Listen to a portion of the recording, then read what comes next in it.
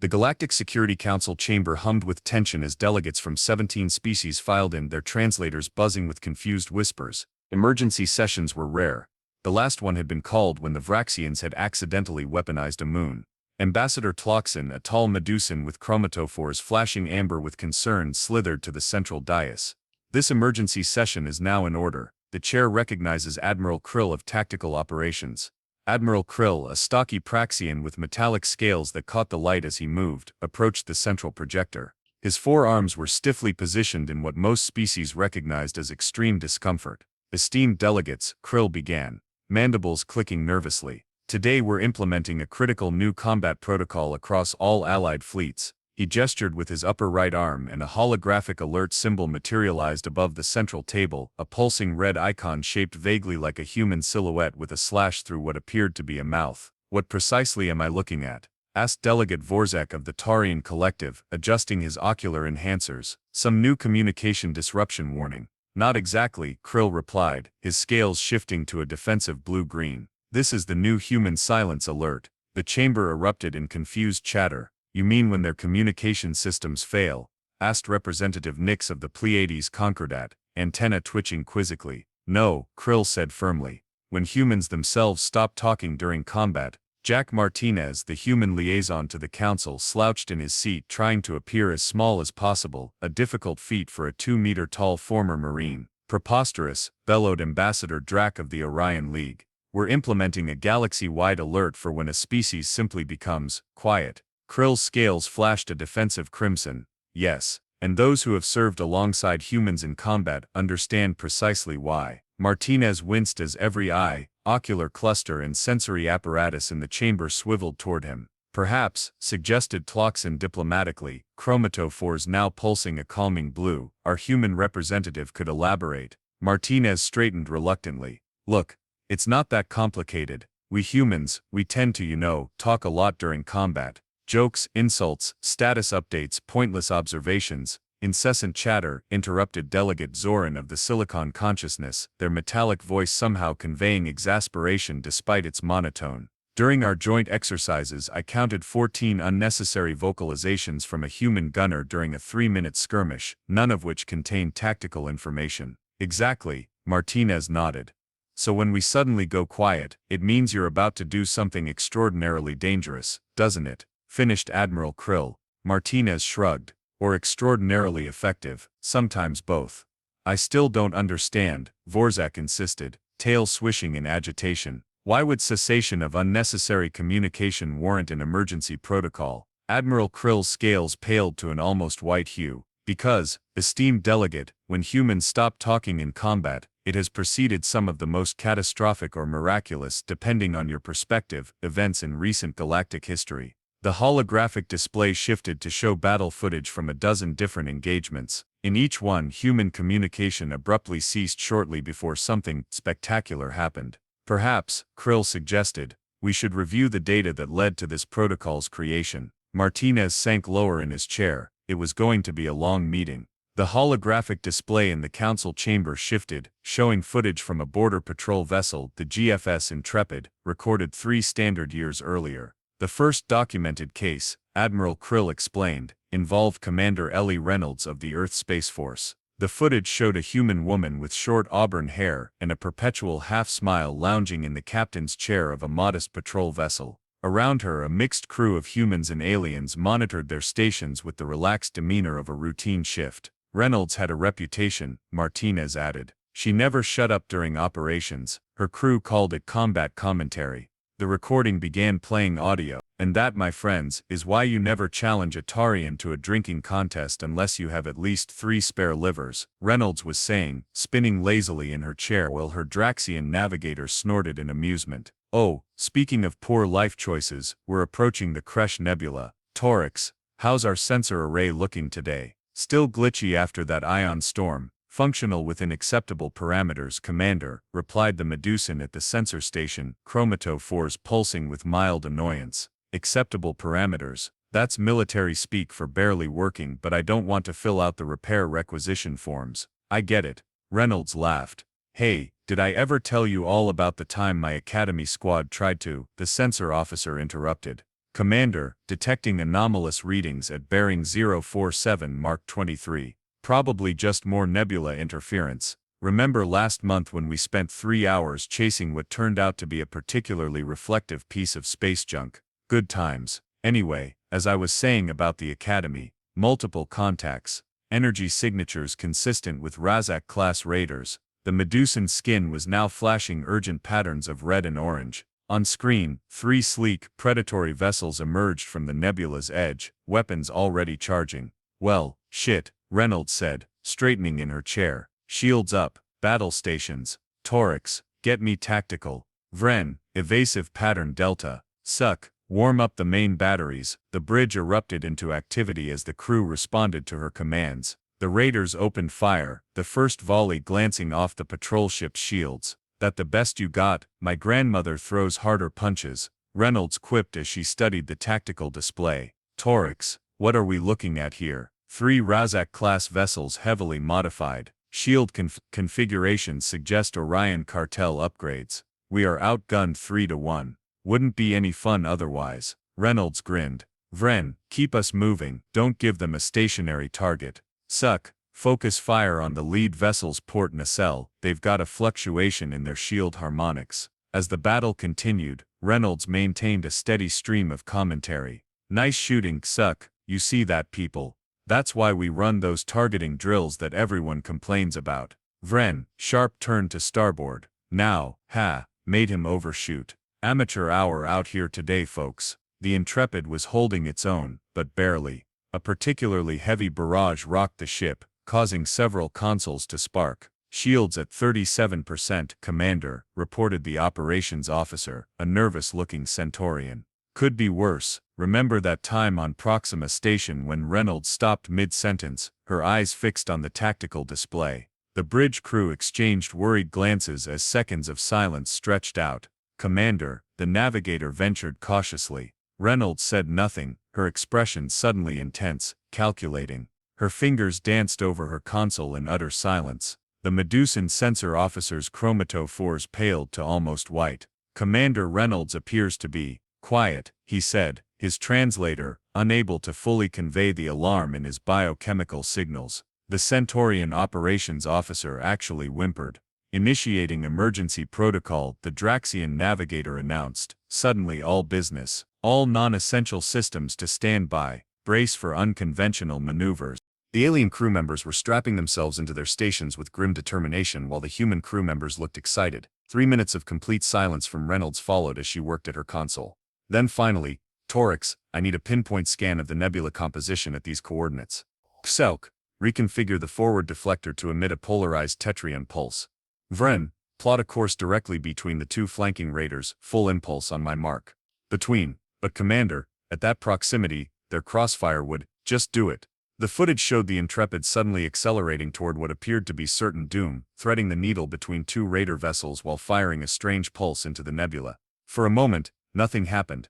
Then the nebula gases ignited in a cascading chemical reaction, creating a shockwave that caught all 3 raider vessels but somehow spared the Intrepid, which had slipped through a calculated safe zone. When the radiation cleared, the raiders were drifting, disabled. Reynolds' grin returned as she lounged back in her chair. And that, ladies, gentlemen, and non-binary sentience, is why you always pay attention during xenochemistry class. Now who wants to help me compose the incident report? I'm thinking we downplay the nearly blew ourselves up part. Admiral Krill froze the footage. This was the first officially documented instance of what we now call the quiet human phenomenon. When Commander Reynolds ceased her normal vocalization patterns, her alien crew recognized it as an immediate danger sign. They adapted faster than most, Martinez noted. Probably saved their lives. Ambassador Tloxen's chromatophores pulsed thoughtfully. Are we to understand that the cessation of human chatter indicates they are planning something dangerous? Not dangerous, Martinez corrected. Just creative. When we get quiet, it means we're thinking. Really thinking. And that, Admiral Krill added gravely, is when humans are at their most unpredictable. The holographic display shifted again, now showing a laboratory filled with screens displaying combat footage from dozens of different engagements. A lanky alien with 4 arms and iridescent compound eyes moved between the displays, gesturing excitedly. This is Dr. Mox, Admiral Krill explained. Xenopsychologist specializing in combat behavior. After the Reynolds incident, Command tasked him with investigating similar occurrences. On screen, Dr. Mox's translator rendered his chittering speech. Fascinating pattern, absolutely fascinating. The human verbal cessation phenomenon appears consistently across all documented encounters. The footage showed Dr. Mox presenting to a room of military officials, his upper arms manipulating the display while his lower arms gestured emphatically. I have compiled what I call the Human Silence Compendium, Dr. Mox announced. 37 confirmed cases where human combatants abruptly ceased unnecessary vocalization immediately preceding extraordinary tactical innovations. The display split to show multiple examples in quick succession. A human pilot, who had been singing off-key, suddenly falling silent before executing an impossible maneuver through an asteroid field. A human sergeant, who had been trash-talking enemy forces over an open channel, going quiet just before leading a squad through what had been classified as impassable terrain. A human engineer, who had been complaining about outdated equipment, suddenly stopping mid-rant, staring silently at a reactor for 30 seconds, then proceeding to hotwire it in a way that prevented a cascade failure. The pattern is unmistakable, Dr. Mox continued. Humans employ continuous vocalization as their baseline combat state. When complex problem-solving engages their primary cognitive functions, this vocalization ceases. In the council chamber, Ambassador Drax snorted. So humans talk incessantly until they actually need to think. That's your groundbreaking discovery. Martinez shrugged. Pretty much, but why? Asked Representative Nix, antenna quivering with curiosity. Why vocalize during combat at all? It seems inefficient. It's a cultural thing, Martinez explained. Keeps us calm, focuses our attention, sometimes distracts the enemy. For some of us, it's almost meditative. Meditative. Delegate Vorzek's tail twitched in disbelief. Commander Reynolds was discussing drinking contests and academy pranks while under fire. Exactly, Martinez grinned.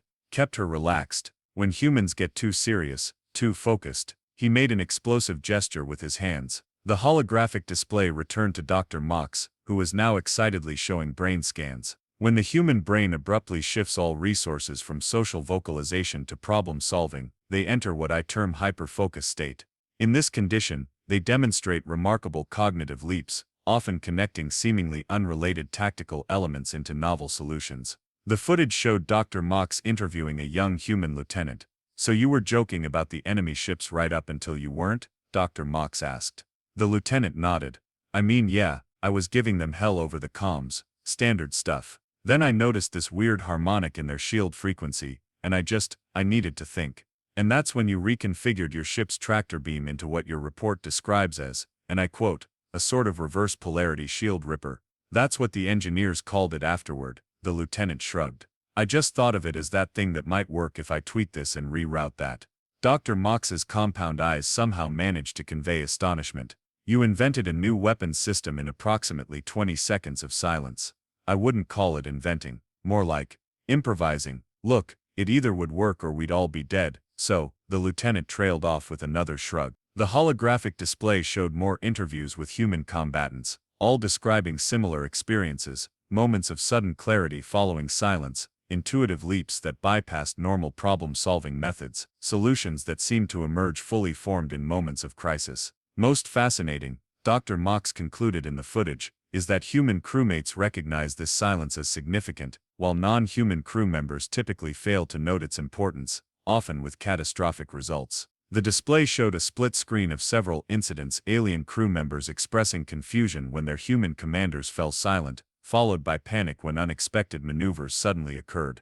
I am recommending immediate implementation of human silence recognition training for all mixed-species crews, Dr. Mox stated firmly. When a normally vocal human suddenly goes quiet during combat, all personnel should prepare for imminent unorthodox action. In the council chamber, Admiral Krill paused the footage. Dr. Mox's research was initially met with skepticism. Many species found it difficult to believe that something as simple as humans stopping their incessant chatter could be tactically significant. Until the Nakari standoff, Martinez added grimly. Ambassador Toxin's chromatophores darkened.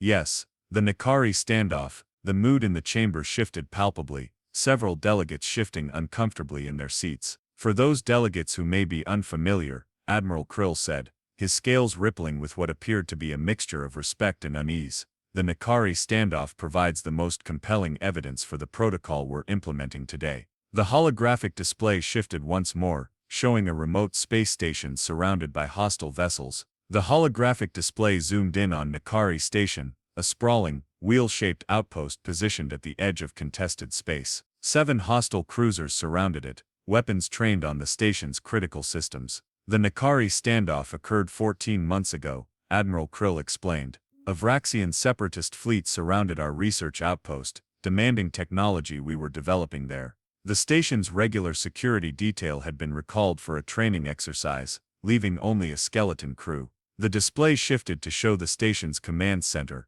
a tense scene with a mixed crew of 6 individuals. At the center stood a human woman with dark skin, close-cropped hair, and lieutenant's insignia.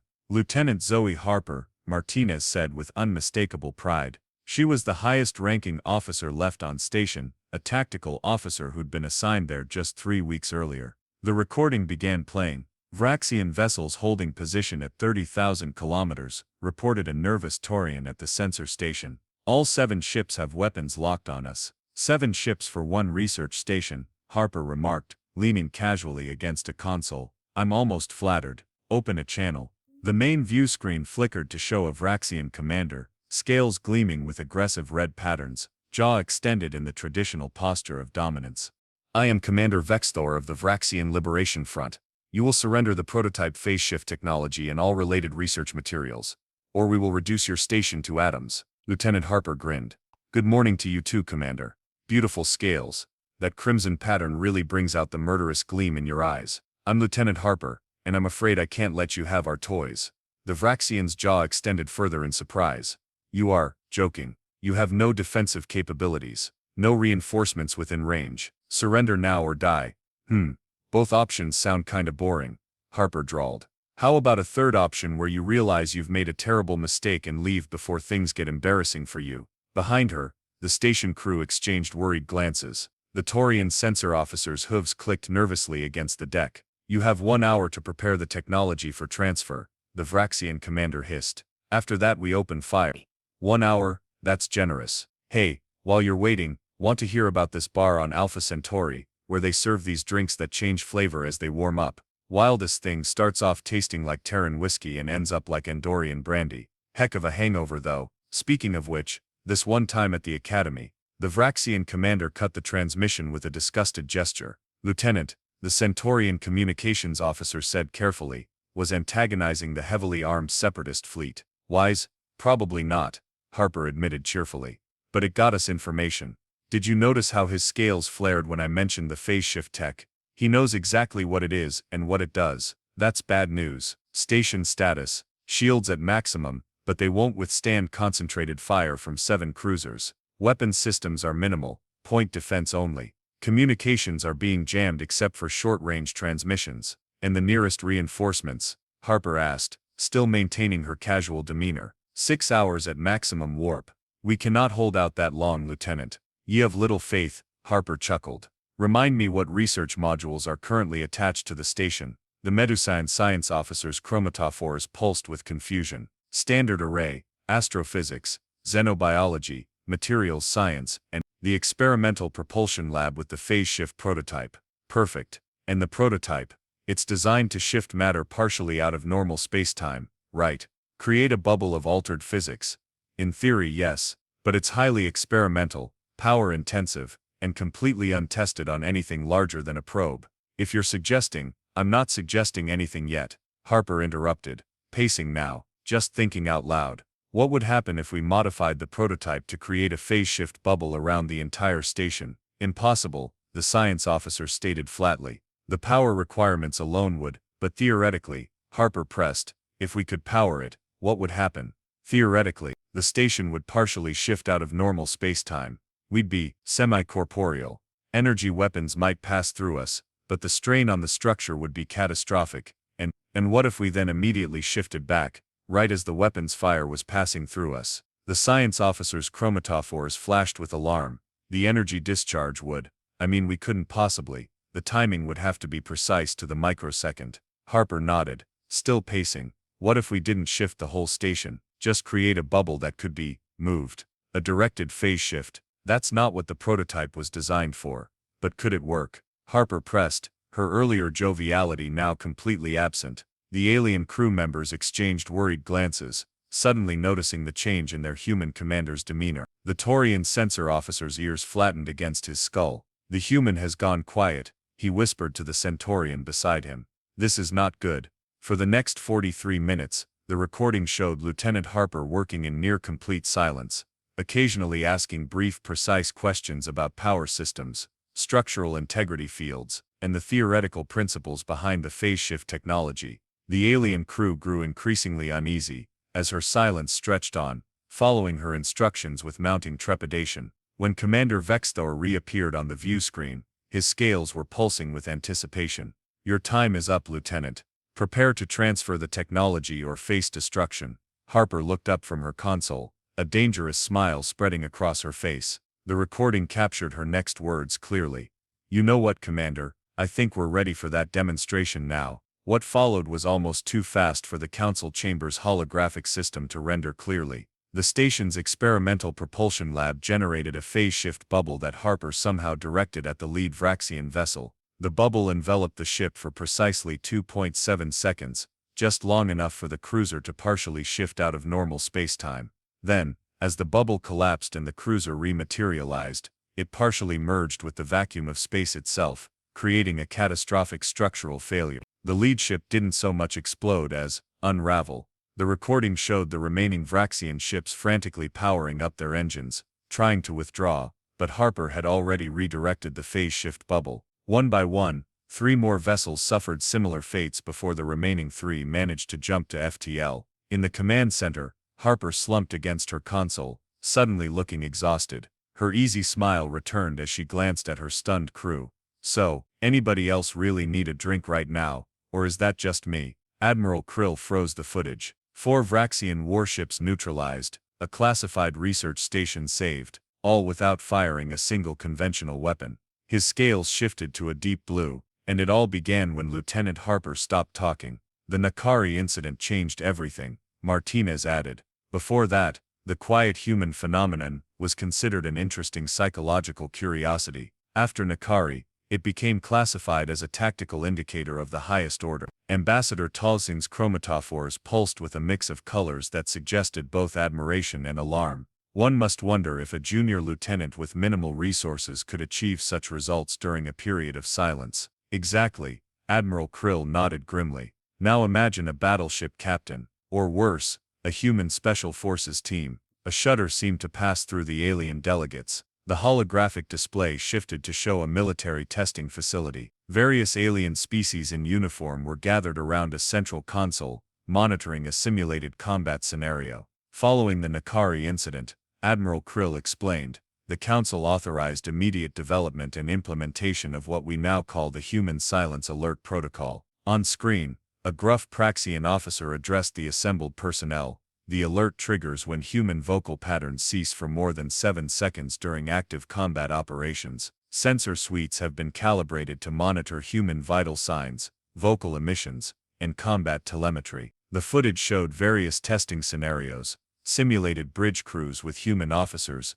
mixed species combat teams, joint fleet operations. In each simulation, whenever the human team members fell silent, a distinctive alert would sound and flash on all displays. "This is ridiculous," complained a Taurian security officer in one of the simulations. "Are we really implementing a galaxy-wide alert system just because humans sometimes stop their incessant prattling?" "Yes," replied his Medusan colleague simply, chromatophores pulsing with remembered anxiety. "Yes, we absolutely are." The display shifted to show early deployment results. "False positive rate is currently at 32%, reported a Silicon consciousness analyst. The system is triggering alerts when humans pause conversation for non-tactical reasons." The footage showed several comical false alarms, a human officer choking on a beverage mid-sentence, triggering full battle stations, a human ensign pausing to remember a word setting off emergency containment protocols, a human commander stepping away from her console to use the restroom, causing an entire fleet to adopt defensive formations. Early implementation had issues, Admiral Krill admitted, his scales shifting to an embarrassed purple hue. "You think," Martinez chuckled. "The Regelian home fleet went to full alert because Captain Donovan was trying to remember the name of his first pet." Ambassador Drac rumbled with displeasure. This sounds like an expensive overreaction to a behavioral quirk. The algorithm has been refined, Admiral Krill assured the Council. Current false positive rate is down to 7%, and even with the early issues, the system has already proven its worth. The display shifted again, showing a border skirmish between an Alliance patrol and what appeared to be privateer vessels. Patrol ship Vigilant, this is Commander Edison. We've got 3 unidentified vessels approaching the colony perimeter, refusing to respond to hails. The recording showed a human commander engaged in typical combat chatter, issuing orders, making observations, even cracking jokes as the situation intensified. Then, as the unidentified vessels began targeting the colony's defensive systems, Commander Edison suddenly went silent. Immediately, alert symbols flashed across the bridge. The alien crew members exchanged knowing glances. Human silence alert active, announced the Draxian first officer. All personnel prepare for unconventional maneuvers. Colony Command, be advised that we recommend immediate activation of secondary shields. True to form, after 40 seconds of silence, Commander Edison ordered a series of actions that, while appearing random at first, resulted in the patrol ship using the colony's orbital defense satellites to create a feedback loop in the hostile vessel's targeting systems. The alert gave both the Vigilant crew and colony defenses critical advance warning, Admiral Krill explained. Without it, the colony's primary shield grid would have been disabled before they realized what Commander Edison was planning. The display shifted through several more examples, a human engineer falling silent before rerouting power in a way that saved a damaged vessel. A human tactical officer going quiet moments before implementing an unorthodox torpedo deployment pattern. A human pilot ceasing her running commentary just before executing a maneuver that should have torn her ship apart, but somehow didn't. In each case, the human silence alert gave crew members and allied forces vital seconds to prepare for whatever improbable solution was coming. While some still considered the protocol excessive, Admiral Krill continued, incidents like these gradually overcame the skepticism. The human silence alert has now been incorporated into combat systems throughout Alliance space, though there have been cultural adaptations, Martinez added with a grin. The display showed footage from various ships and installations, where alien crews had developed their own unique responses to the alert. A Praxian security team had a ritual of securing loose objects whenever a human officer went quiet. Medusan sensor operators would physically turn their stations away from the direction of the human, as if to avoid witnessing whatever was about to happen. A Taurian engineering crew had programmed their system to automatically route additional power to structural integrity fields the moment a human stopped talking. Perhaps most telling, a veteran Draxian commander was shown addressing his academy cadets. When the alert sounds, do not question what follows. Do not apply conventional tactical analysis. Simply ensure your restraints are secure and follow the human's instructions precisely, no matter how irrational they may seem. We've found, Admiral Krill concluded, that ships and stations that properly implement the protocol show a 48% increase in survival rates during critical incidents involving human officers. The data is unequivocal, which brings us to today, Martinez said, and the council-wide mandate. The holographic display returned to the alert symbol, the human silhouette with a slash through the mouth, now being installed on systems throughout the Alliance. The irony is not lost on us, Admiral Krill admitted, scales shifting to an amused turquoise, that we have created an elaborate warning system to alert us when humans simply stop doing something annoying. Martinez shrugged. If it helps, we find it just as weird as you do, does it? Ambassador Toxin asked, chromatophores pulsing curiously. Find it weird, that is. Do humans recognize this pattern in themselves? Not really, Martinez admitted. To us it just feels like focusing. It's only when we see your reactions that we realize how it looks from the outside. Like watching a peaceful grazing animal suddenly go still, muttered Delegate Vorzak, right before it reveals itself to be a predator. An uncomfortable silence fell over the chamber. Admiral Krill's presentation was interrupted by a sudden chime from the chamber's communication system. Priority alert from the Cygnus sector, announced the automated system. Joint Task Force encountering hostile forces at the Helios Gateway. The central holographic display automatically shifted to a tactical feed. A mixed-species task force of 5 Alliance vessels was engaged with a significantly larger force of unknown origin. The lead Alliance ship, the Gas Dauntless, was taking heavy fire as it defended a civilian transport convoy. Captain Maya Ortiz, commanding, Admiral Krill noted, watching the tactical display with professional interest. One of our most experienced officers. The live feed picked up Captain Ortiz's voice as she directed her ship through the engagement. Evasive pattern Theta, divert auxiliary power to forward shields. Martinez, what's the status on those civilians? Transport convoy at 67% evacuation, Captain. Estimated 12 minutes to completion. They won't give us 12 minutes, Ortiz replied, as another impact rocked her ship. Targeting analysis. Enemy vessels appear to be using some form of oscillating shield frequency. Our weapons are only at 40% effectiveness. Only 40%, that's just insulting. Remind me to file a strongly worded complaint after we survive this. Speaking of which, tactical, target their lead vessel's propulsion systems. Let's see if we can slow them down a bit. The council chamber watched as the Alliance vessels maneuvered to protect the civilian convoy, fighting against increasingly poor odds. Captain Ortiz maintained a steady stream of commands interspersed with wry observations about their predicament.